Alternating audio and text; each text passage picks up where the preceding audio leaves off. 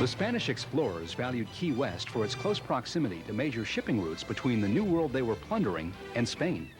But the natural coral reefs and crude navigation made these waters treacherous.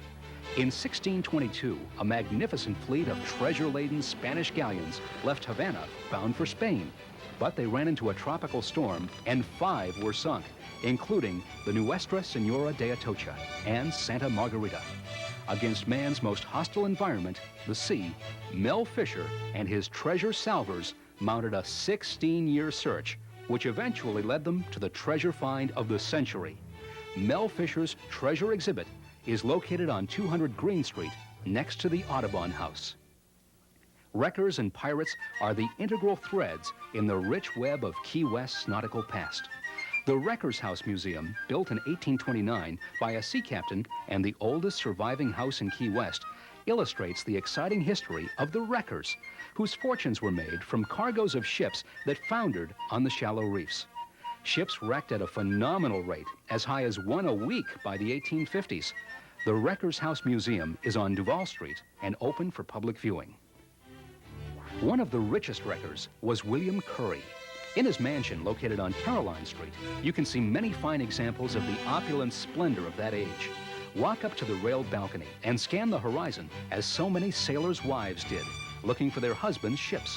The ships did not always return, earning the balcony the name of Widow's Walk.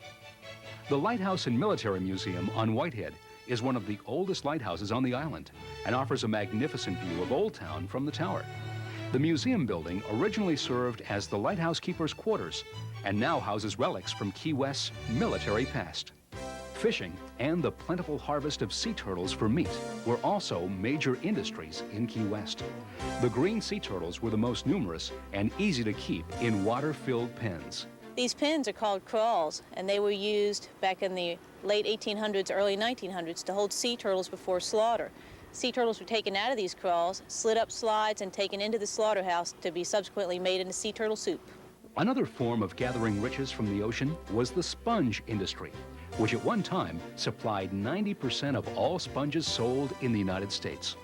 Sponges have always been in abundance in the Florida Keys since the year of 1917, when the law was enacted and it outlawed diving for natural sponges in the Florida Keys.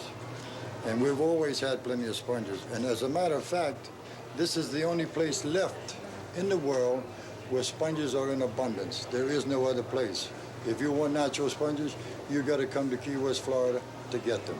You can find a variety of sponges in all shapes and sizes at the Sponge Market, Old Town. Delicacies like Florida lobster, Key West pink shrimp, stone crabs, and conch. And the perfect finish to a Key West meal, the key lime pie. When they taste it, they get overwhelmed with the pie.